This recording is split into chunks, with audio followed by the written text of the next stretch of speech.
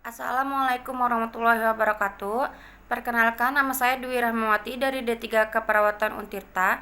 Di sini saya akan mempresentasikan laporan pendahuluan yang berjudul resusitasi jantung paru. Definisinya, resusitasi jantung paru merupakan suatu tindakan yang merupakan salah satu usaha untuk mengembalikan keadaan henti nafas dan henti jantung secara optimal guna mencegah kematian biologis. Etiologinya itu ada 3. Yang pertama yaitu terhentinya sistem pernafasan secara tiba-tiba. Yang kedua, terhentinya peredaran darah secara tiba-tiba. Yang ketiga, terganggunya fungsi sistem saraf. Pemeriksaan penunjangnya itu yang pertama pemeriksaan darah lengkap, yang kedua foto polos dada, yang ketiga pemeriksaan bronkoskopi.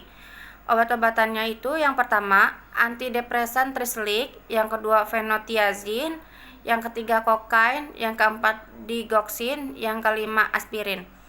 Pengkajian gawat daruratnya itu ABCD. Yang pertama airway-nya itu yang pertama bersihan jalan nafas, yang kedua pola nafas tidak efektif, yang ketiga distres pernafasan.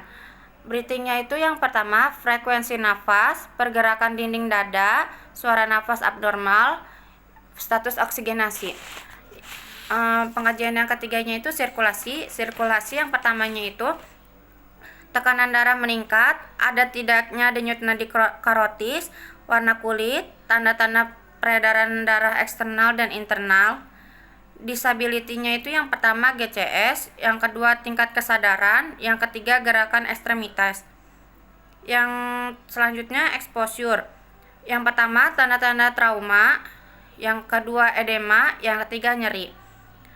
Masalah keperawatannya yang pertama pola nafas tidak efektif, yang kedua bersihan jalan nafas tidak efektif, yang ketiga ansietas, yang keempat gangguan pertukaran gas, yang kelima intoleransi aktivitas.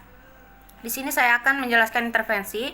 Intervensi yang pertama yaitu masalah keperawatannya pola nafas tidak efektif. Tujuannya setelah dilakukan tindakan 1 kali 24 jam pola nafas tidak efektif dapat teratasi dengan kriteria hasil. Yang pertama, penggunaan otot nafas menurun, yang kedua, frekuensi nafas membaik, yang ketiga, kedalaman nafas membaik.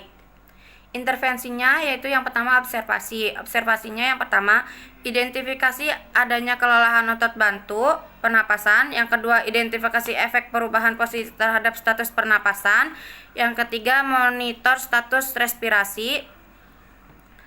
Yang selanjutnya berikan posisi semi-fowler.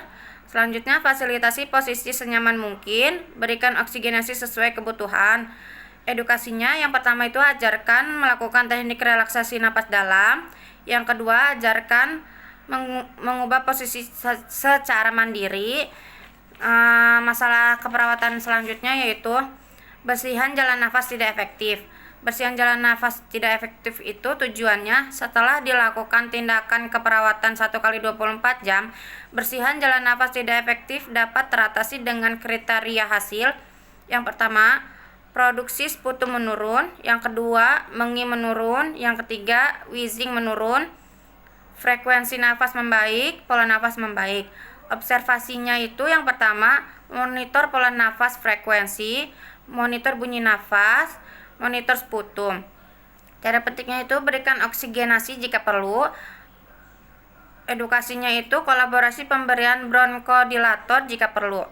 Masalah keperawatan selanjutnya ansietas. Tujuannya itu setelah dilakukan tindakan 1 kali 24 jam, ansietas dapat teratasi dengan kriteria hasil. Yang pertama, tingkat kecemasan menurun, yang kedua, tingkat emosional menurun. Observasinya yaitu identifikasi fungsi marah, identifikasi hal yang telah memicu emosi. Terapeutiknya itu fasilitasi pengungkapan perasaan cemas, marah, atau sedih. Edukasinya jelaskan konsekuensi tidak menghadapi rasa bersalah dan malu.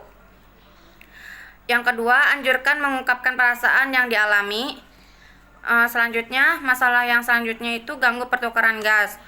Gangguan pertukaran gas yaitu tujuannya setelah dilakukan tindakan 1 kali 24 jam, gangguan pertukaran gas dapat teratasi dengan kriteria hasil. Yang pertama, produksi sputum menurun, yang kedua, frekuensi napas membaik, yang ketiga, pola napas membaik. Observasinya itu yang pertama, Identifikasi indikasi dilakukan fisioterapi dada, misalkan hipersekresi sputum, sputum kental dan tertahan. Yang kedua, identifikasi kontraindikasi fisioterapi dada. Terapeutiknya itu yang pertama, posisikan pasien sesuai dengan area paru yang mengalami penumpukan sputum. Yang kedua, gunakan bantal untuk mengatur posisi edukasi. Yang ketiga, jelaskan tujuan dan prosedur fisioterapi dada. Selanjutnya masalah yang terakhir yaitu di sini ada intoleransi aktivitas. Tujuannya, setelah dilakukan tindakan 1x24 jam, intoleransi aktivitas dapat teratasi dengan kriteria hasil. Yang pertama, tingkat nyeri menurun. Yang kedua, pola nafas membaik. Observasinya yaitu yang pertama, identifikasi adanya nyeri atau keluhan fisik lainnya. Yang kedua, identifikasi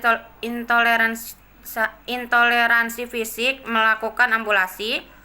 Yang ketiga, monitor frekuensi jantung dan tekanan darah. Terapeutiknya yaitu yang pertama, fasilitasi aktivitas ambulasi dengan alat bantu kayak misalkan tongkat atau kruk. Yang kedua, libatkan keluarga untuk membantu pasien dalam meningkatkan aktivitas. Edukasinya yang pertama, jelaskan tujuan dan prosedur ambulasi. Yang kedua, anjurkan melakukan ambulasi dini. Yang ketiga, ajarkan ambulasi sederhana yang harus dilakukan, misalkan berjalan dari tempat tidur ke kursi roda. Sekian presentasi dari saya. Jika ada salah kata mohon dimaafkan. Wabillahi taufiq wal hidayah. Wassalamualaikum warahmatullahi wabarakatuh.